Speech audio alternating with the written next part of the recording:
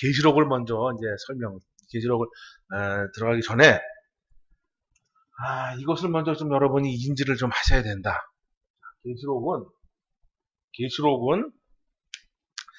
계시록 1장 1절을 한번 읽어보시겠습니다. 1장 1절. 계시록은 예수 그리스도의 계시다 이거예요. 예수 그리스도의 계시. 할렐루야. 즉 계시록은 예수님이 주인공이시다. 예수님이 중심이다 이거예요. 예수님이 주관자고 예수님이 시행자시다 이거예요. 그런데 계시록에 나타난 사건을 보면 상상할 수 없는 사건들이 너무 많기 때문에 우리는 자꾸 나도 모르게 마귀가 힘이 더 센 것처럼, 마귀가 더 많은 일을 하는 것처럼, 마귀가 권세자이고 주관자인 것처럼 자꾸 생각을 한다라 이거예요. 하지만 절대 그렇지 않다. 계시록은 예수 그리스도께서 우리에게 알려주신 것이고 예수 그리스도께서 주인공이시다 이거예요. 그리고 마귀는 일단 계시록은 예수 그리스도의 주관자신데 예수님이 바로 시행하는 것이 아니라 누구에게 알려주시냐면 네 생물에게 알려주신다. 네 생물에게 알려주시고 이 네 생물이 바로 이제 네 말이죠. 네 말 또는 그 탄자에게 주신다 이거예요. 그러면 그 다음부터 어떤 일이 벌어지냐면 여기까지는 다 이제 하나님의 주관 아래 있는 거죠. 그럼 이 이후에 누구랑 싸움이 벌어지는 거냐면 바로 사마귀랑 싸움이 벌어진다. 이 사마귀. 영적으로는 하나님께서 시행하시고 주관하시고 예수님께서 그리고 예수님께서 직접 하시는 것이 아니라 천사들을 통해서 하신다. 천사들 통해서. 그리고 그 천사들이 바로 사단, 마귀, 귀신 그들과 영적 전쟁을 벌이는 거다 이거예요. 왜냐하면 그들이 현재 좋든 싫든 이 세상의 공중 권세를 잡고 있기 때문에 그랬다 이거예요. 그래서 실질적으로 보면 이 사마귀라고 하는 놈도 자기의 지금 땅을 빼앗기게 생긴 거예요. 빼앗기게 생긴 거고 얼마 지나지 않아서 빼앗기고 그들의 권세는 깨져. 그래서 계시록에 나타난 현상이 우리 머리로 이해하기에는 하나님은 사랑이셔라라고 하셨는데 그 사랑을 놓고 보면 이해가 안 가지만 계시록은 그런 이해관계가 아니라 하나님이 주관자시다. 이것만 딱 우리가 인지하고 있어도 내가 어느 편에 서야 되고 어디를 따라가야 되는 거지 길이 보인다. 아시겠죠? 그래서 주관자 시행자가 누구냐? 예수님이다. 예수님. 자, 그래서 다 이제 계시록 6장으로 넘어가서 보시겠습니다. 지금 현재 이제 7인을 설명을 드리는 겁니다. 자, 7인은 이제 도장 인자를 쓰는데 7년에 벌어지는 큰 일에 설계도 또는 이제 상세 설명서 이렇게 보시면 됩니다. 그래서 큰 틀이고 상세 설명서고 설계도다 이렇게 보시면 됩니다. 그런데 7인이 진행되는 순서는 첫 번째 인이라고 해서 이 첫 시간에, 두 번째 인이라고 해서 두 번째 시간에 이렇게 되는 게 아니다 이거예요. 첫 번째부터 최소한 네 번째까지는 순차적으로 사건이 벌어지는데 다섯 번째부터는 시간이 전체를 가르치는 것도 있고 앞에 전반부를 가르치는 것도 있고 뒤에 후반부를 가르치는 것도 있고 특정 어느 부분을 말하는 게 있고 그렇다 이거예요. 그래서 7 나팔과 7 대접은 순차적으로 진행이 됩니다. 그런데 7인은 큰 틀이기 때문에 첫 번째부터 네 번째까지는 순차적으로 진행이 되나 다섯 번째 인서부터는 조금 다르다. 이렇게 이해를 하시기 바랍니다. 그래서 지난번에는 이제 첫 번째 인을 떼니까 누가 인을 떼느냐? 예수 그리스도께서 인을 떼셨다. 예수 그리스도를 뭐라고 표현했느냐? 어린 양이라고 표현했다. 이 어린 양. 그래서 어린 양 되시는 예수 그리스도께서 첫 번째 인을 떼니 누가 나왔냐면 네 생물 중에 한 생물이 나왔다 이거예요. 나와서 그 명령을 듣고 그가 바로 첫 번째 말을 부른다. 첫 번째 말. 그래서 첫 번째 말이 어떤 색깔의 말입니까? 흰말이죠. 흰말. 그래서 흰말은 무엇을 이제 하느냐? 승리를 표현한다. 승리. 이기고 또 이기려고 하더라라고 해서 승리라고 하는 것. 그날에 누가 그러니까 계시록 때 어떤 사람이 세워지고 영적으로는 어떤 천사가 육적으로는 어떤 사람이 세워져서 무슨 일을 하느냐? 승리하는 일을 한다. 그럼 무엇을 승리하느냐? 영육간에 승리하는 일을 한다. 그러면 우리 안에서 승리는 뭐냐? 내가 천국 가는 게 승리다 이거예요. 그래서 진리를 구별하고 선과 악을 구분해서 내가 하나님 앞에 온전히 부름 받아서 나아가는 것이 승리다 이게 승리. 아시겠죠? 그래서 바로 첫 번째 흰 말은 승리라는 것을 표현하고 그다음에 두 번째 말은 무슨 색깔입니까? 붉은 말이다 이게 붉은 말. 자, 붉은 말은 무엇을 주관할까요? 자, 4절에 보면 이에 붉은 다른 말이 나오더라. 그 탄자가 허락을 받아 땅에서 화평을 제하여 버리고 서로 죽이게 하고 또 큰 칼을 받았더라. 그래서 두 번째 말이 주관하는 것은 뭐냐? 전쟁이다 이게 전쟁. 여러분 세계 제3차 대전이 있는 거는 많이 들어보셨죠? 아직 뭐 3차 대전이 일어날지 안 일어날지 모르겠지만 많은 사람들이 3차 세계대전, 3차 세계대전 그럽니다. 최근에 누가 그런 말을 했느냐? 러시아의 뿌틴이라고 하는 사람이 그런 말이죠. 너들 자꾸 우크라이나 도와줘? 그럼 3차 세계대전으로 내가 확전시킬 거야? 막 이런 말. 우리나라도 그 전쟁의 씨앗이잖아요. 전쟁의 불씨. 남과 북이 대치하고 있고 이곳이 만약에 잘못되면 이쪽 지방 애들하고 저쪽 지방 애들이 서로 붙으면 이제 3차 세계대전이 되는 거죠. 그런데 그 3차 세계대전이란 말이 그냥 나온 게 아니고 계시록에 보면 3차 세계대전, 즉 유브라데 강에서부터 시작되는 어떠한 전쟁, 그것도 전무후무한 큰 전쟁이 있다라고 그럽니다. 그래서 그걸 통해서 사람들이 3차 세계대전, 3차 세계대전이라는 말을 쓰게 되는 거예요. 근데 우리는 3차 세계대전이 아니라 유브라데에서 발원하는 큰 전쟁이 있을 것이다라는 거예요. 이것이 4차 세계대전이 될 수도 있고 5차 세계대전이 될 수도 있는 거예요. 왜냐하면 3차 세계대전이 벌어졌다가 금방 끝나면 그거 넘어가는 거고. 근데 그 3차 세계대전이 유브라데 강, 이스라엘에 있는 중동 그 근방까지 번지게 돼서 거기서 또 확산이 되면 그것이 이제 성경에 나타난, 계시록에 나타난 그 전쟁이 되는 겁니다. 그래서 3차까지 있을지 4차까지 있을지는 모르겠으나 하여튼 계시록에는 큰 전쟁이 있다 그래요. 근데 그 전쟁을 주관하는 게 누구냐? 붉은 말이다, 이 붉은 말. 그럼 이 붉은 말은 누구의 종이냐? 예수님의 종이다, 이게 예수님의 종. 아시겠죠? 그러니 우리는 두려워하고 떨리는 것이 아니라 우리는 어느 편에 설 건가? 누구를 따를 것인가? 이 영안만 열리면 된다. 여러분, 육신의 눈이 있고 영적인 눈이 있습니다. 영적인 눈이 띄셔야 돼요. 영적인 눈이 띄어져야 여러분이 하나님의 말씀을 잘 들을 수 있습니다. 내 귀에는 단지 아니면 내 마음에 단지 이것을 구분할 수 있는 거예요. 그거 영안의 눈이 떠지시기 바랍니다. 자, 그러면 세 번째는 무슨 색깔의 말이 나올까요? 자, 검은 말은 무엇을 주관할까요? 자, 5절, 6절 한번 읽어보시기 바랍니다. 시작. 나는 듯한 음성을 들으니 가로되 한 데나리온의 밀 한 대요 한 데나리온의 보리 석 대로다. 또 감람류와 포도주는 해치 말라 하더라. 자, 그럽니다.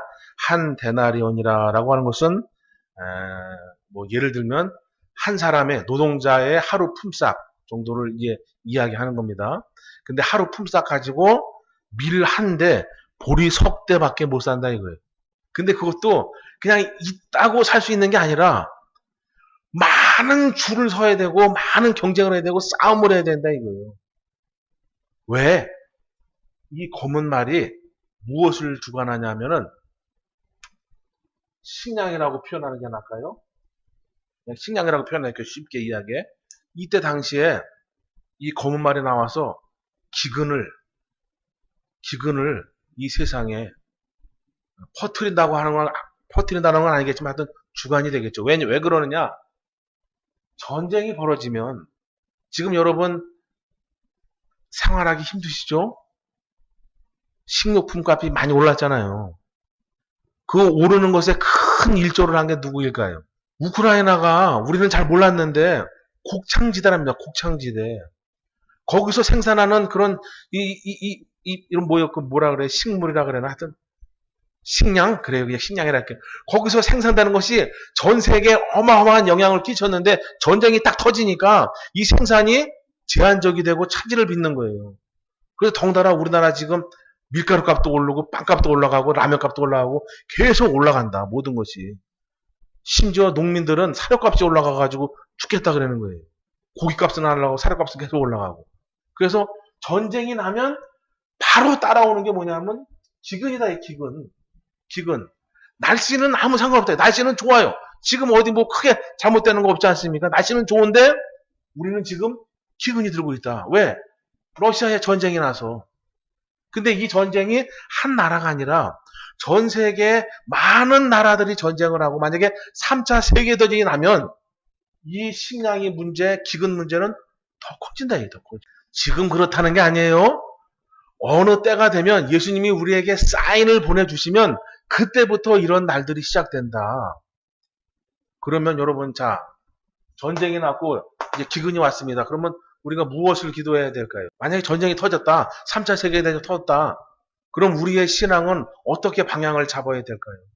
지금처럼 부흥회하고 막 노방전도하고 뭐 교회 행사하고 막 이런 거 계속 해야 될까요?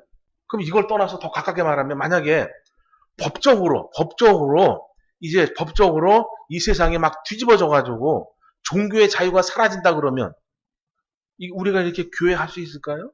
중국에는 한국 사람들이 여행만 가도 뭐 카메라 들고 뭐만 찍는 것 같아도 공안이 딱 달라붙어가지고 여행하는 내내 공안이 따라다닙니다. 뒤에 계속 따라다녀. 제가 뭐 하나 뭘 찍나 계속 따라다녀요. 근데 그런 그런 좌파의 성향이 만약에 우리나라에 실현된다고 치면 우리가 과연 어떻게 대비하고 어떻게 방향을 잡아서 우리의 신앙을 계속해서 앞으로 전진해 가야 되겠냐라는 거예요. 과연 누가 이걸 가르치고 누가 이걸 얘기해 주느냐라는 겁니다. 언제까지 도대체 배부르다, 등 따시다, 평안하다, 안전하다라고 할 거냐라는 거예요. 정말 교회에서 언제까지 평안하다, 안전하다 할 거냐라는 거예요. 그래서 우리가 지금 나에게 주어진 이 하루에 최선을 다해서 살아가야 되지만 영적으로는 준비하면서 살아가셔야 된다. 네. 그냥 주님 오시니까 모든 거 다 버려라 그러면 2단이에요. 2단. 그런 게 아니라 우리는 영으로는 깨어서 주님을 맞이할 준비를 하고 육신으로는 지금 나에게 주어지는 열심히 하시는 거예요. 사과나무 심을 일 있으면 사과나무 심고 풀 뽑을 일 있으면 풀 뽑고 이렇게 하시기 바랍니다. 우리는 영육간에 부지런한 사람이 되어야 될 줄로 믿습니다. 자, 그 다음에 마지막 네 번째 말은 무슨 색깔입니까?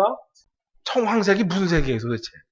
청색인지 황색인지 이게 파란색인지 노란색인지 아리까리한 색이다. 이거 아리까리한 색. 자, 이 청황색 말 탄자가 무슨 일을 하느냐, 무슨 일을 주관하느냐, 그 탄자의 이름은 사망이니 음부가 그 뒤를 따르더라. 저가 땅 4분의 1의 권세를 얻어 검과 흉년과 사망과 땅의 짐승으로서 죽이더라. 얘가 하는 일이 뭐라고요? 얘가 하는 일이? 네. 자, 검이 나오죠. 검 첫 번째. 검이 나오고, 그 다음에 뭐가 나옵니까? 흉년. 흉년이 나오죠. 그 다음에 또 뭐가 나와요? 네, 사망이라는 것이 나옵니다. 그 다음에 마지막엔 뭐예요? 네, 땅의 짐승. 자, 그래서 첫 번째 말은 이제 승리를 예표하고 예견하고 승리를 주관하고, 두 번째는 전쟁을 주관하는 천사고, 네 번째는 기근, 식량을 주관하는 천사다 이거예요. 그리고 마지막 다섯 번째는 검으로서, 흉년으로서, 사망으로서, 땅의 짐승으로서 이것을 주관하더라 이거예요. 그러면 왜 여기 사망이라는 것이 나오냐? 검과 흉년은 요 위에 나오니까 요거는 설명을 안 할게요. 여기서 점점 더 갈수록 이제 세지는 거니까. 그런데 특이한 건 뭐냐면 검과 흉년은 이 앞에서 설명했는데 설명되지 않은 게 뭐냐면 사망과 땅의 짐승 요 두 가지라는 얘기예요. 사망, 생사화복을 우리 주님이 주관하신다 이거예요. 이 천사를 통해서. 지금은 모르겠지만 계시록 시대로 들어가면 죽는 것도 내 마음대로 되지 않는다. 물론 지금도 그렇죠. 지금도 우리 하나님의 사람은 막 어떤 일을 겪고도 하나님의 그 사람을 붙잡아주고 책임도 주고 이끌어가는 게 있지만 계시록은 더 도드라지게 나타나는 거예요. 이때 가서는 이 청황색 말이 죽여 그러면 죽여지는 거고 살려 그러면 살려지는 거예요. 근데 왜 이렇게 되느냐? 요거는 나중에 일곱 납할 때 가서 설명을 드리도록 하겠습니다. 일곱 납할 때 가면 황충이라고 하는 놈이 등장을 하고 그 황충이 요것에 관계가 됩니다. 그래서 그때 가서 일곱 납할 설명드릴 때 그때 설명을 드리고 자 특이점이 또 하나 뭐냐 땅의 짐승이에요. 땅의 짐승. 계시록 13장에 보면 두 가지의 짐승이 등장을 합니다. 첫 번째 짐승은 어디서 나오냐? 바다에서 나와요. 바다에서. 계시록 13장을 한번 잠깐 보실까요? 1절. 예. 자, 그래서 바다에서 한 짐승이 올라오는데, 이 올라오는 짐승이 무슨 일을 하느냐? 참남된 일을 하더라, 이게. 즉, 신성 모독하는 일을 한다라는 거예요. 그러니까 결국 바다에서 올라오는 짐승은 좋은 놈은 아니다. 나쁜 놈이다, 이게 나쁜 놈. 자, 그리고 어디를 보시냐면은 11절을 한번 보시겠습니다. 자, 청황색 말이 나오는데 이 청황색 말이 땅의 짐승으로서 사람을 죽인다 그러죠. 그죠? 땅의 짐승으로서. 그런데 보면 계시록 13장 11절에 땅에서 짐승이 올라오더라 이거예요. 자, 땅에서 짐승이 올라오는데 이 짐승이 무슨 일을 하냐면 12절에 저가 먼저 나온 짐승의 모든 권세를 그 앞에서 행하고 땅과 땅에 거하는 자들로 처음 짐승에게 경배하게 하니 곧 죽게 되었던 상처가 나은 자니라 그러는 거예요. 즉 바다에서 올라오는 짐승의 앞제비다 이게 앞제비. 이해가시죠? 바다에서 올라오는 짐승의 앞제비고 이 바다에서 올라오는 짐승을 힘을 키워주는 일을 하는 거예요. 그런데 이것을 더 쉽게 설명하면 바다에서 올라오는 짐승은 세상을 통치하는 단일 대통령이 될 사람이고 이 땅에서 올라오는 짐승은 종교 권세자를 말합니다. 지금으로 말하면 교황 말이에요. 지금 유엔에서는 전 세계의 종교가 너무 시끄럽다. 그래서 하나로 통일하자. 종교가 한 번에 통합이 될 수는 없잖아요. 그래서 종교다원주의라는 걸 하게 되고 에큐메니컬 운동을 하게 되고 WEL, WCC 이런 것들을 하는 거예요. 자꾸 계속해서 야금야금 이렇게 올라오는 거예요. 그래서 우리나라에서도 그거에 앞장서겠다고 큰 교회에서 그렇게 하고 있는 거예요. 하나님의 사람으로서 절대 하면 안 돼. 그런 자, 나중에는 계시로 나오지만 그런 자가 제일 먼저 심판을 받습니다. 그래서 바다에서 올라오는 짐승은 이제 단일 대통령이 될 사람이고 땅에서 올라오는 짐승은 종교 권세자이다. 그래서 이 종교 권세자가 왜냐면 종교 권세자가 그때 가서 왜 힘을 얻냐면 세상 전체가 어수선하니까 자꾸 우리는 어떠한 신적인 존재에 기대는 그런 심성이 우리 안에 있다 이거예요. 그거를 이용해서 이 종교 권세자가 사람들의 마음을 흔들어서 이 바로 정치 권세자를 갖다가 힘을 실어주고 그 밑에 머리를 조아리게 만드는 거예요. 그리고 계시록 14장 끝에 가면 이 바다에서 올라오는 짐승을 신격화시키고 우상을 만들어버린다. 그런데 이 청황새가 바로 그러면 이 땅의 짐승으로서 죽인다 그러면 이 땅의 짐승은 종교 권세자고 나쁜 놈인 것 같은데 그럼 이 청황새 말도 나쁜 놈이냐? 그렇지 않다라는 거예요. 아무리 땅에서 올라오는 짐승이 또는 적그리스도가 거짓 선지자가 힘이 세도 권세가 있어도 하나님이 허락하지 않으면 하나님이 막으시면 아무것도 할 수 없는 거예요. 그 모든 것을 이 천사가 허락했다는 것이 아니라 그런 것까지 다 개입해서 이 청황색 말이 다 보고 있고 주관하고 하신다라는 거예요. 한다라는 표현이 맞겠죠. 그래서 청황색 말을 천사가 한다. 그래서 다른 것은 확실하게 흰색, 붉은색, 검은색인데 청색도 아니고 황색도 아니라고 표현하는 것은 뭐냐? 이것은 영적인 일, 육적인 일이 동시에 일어나기 때문에 그렇다. 계시록에 보면 뜨겁든지 차든지 하라는 얘기예요. 미지근하면 안 된다. 그런데 이 청황색 말 역시도 영육간에 벌어지는 일이고 영육간에 우리의 정신을 갖다가 쏙 빼놓는 일을 한다. 그래서 그날에 가서는 기이하게 아주 기이하고 이상히 여겨서 그 짐승을 따르더라 그래요. 즉 상식이 완전히 무너지는 시대가 된다. 그래서 계시록을 알면 내가 어떻게 대비하고 어떻게 준비하면서 그것을 내가 이길 수 있는 힘이 생기지만 모르면 그냥 당하는 거예요. 우리 주님은 그런 무지함 가운데 당하는 걸 원치 않으십니다. 그래서 사도 요한을 죽이지 않고 다른 제자들은 다 죽었을 때 그는 죽이지 않고 왜 밤모섬까지 보냈냐? 다 이유가 있는 거예요. 우리를 사랑하시기 때문에 보내신 것이다. 그래서 첫 번째 인, 두 번째 인, 세 번째 인, 네 번째 인입니다. 그래서 네 번째 인까지는 같이 등장하는 게 말이 등장해요. 그런데 다섯 번째 인서부터는 이 말이 등장하지 않고 그냥 인만 다섯째 인을 떼시고 여섯 번째 인을 떼시고 일곱 번째 인을 떼십니다. 6장으로 넘어오셔서 다섯 번째, 이제, 네 번째 인까지는 이제 사망과 음부를 주관한 천사가 이렇게 일을 한다. 더 자세한 것도 나중에 설명을 드리고, 자, 9절에는 이제 다섯째 인이 설명됩니다. 다섯째 인을 떼실 때에 내가 보니 하나님의 말씀과 저희의 가진 증거를 인하여 죽임을 당한 영혼들이 제단 아래 있어. 다섯째 인을 뗐는데 내가 보니 하나님의 말씀과 저희의 가진 증거를 인하여 죽임을 당한 영혼들이 그럽니다. 이 말씀을 이해하시면 많은 부분에서 여러분들의 생각이 달라지실 겁니다. 이 말씀은 과거형이 아니고 이 9절의 말씀이 실현되는 그 순간까지를 말하는 거예요. 다섯 번째 인이 떼지는 그 순간까지를 말하는 거예요. 과거에 옛날에 하나님의 말씀을 가진 사람들이 옛날에 순교자들이 옛날에 선지자들이 그런 말이 아닙니다. 다섯 번째 인을 떼는 그 순간까지를 이야기하는 거예요. 그런데 뭐라냐? 내가 보니 하나님의 말씀과 저희의 가진 증거를 인하여 죽임을 당했다 이거예요. 죽임을 당했다는 얘기는 순교자란 얘기죠. 근데 하나님의 말씀, 저희의 가진 증거 조금 같으면서도 나누어서 이야기를 하는 거예요. 나누어서. 그것은 뭐냐? 왜냐하면 계시록은 우리 이방인에게만 적용되는 시대가 아니라 이스라엘 백성에게도 적용되는 시대이기 때문에 그래요.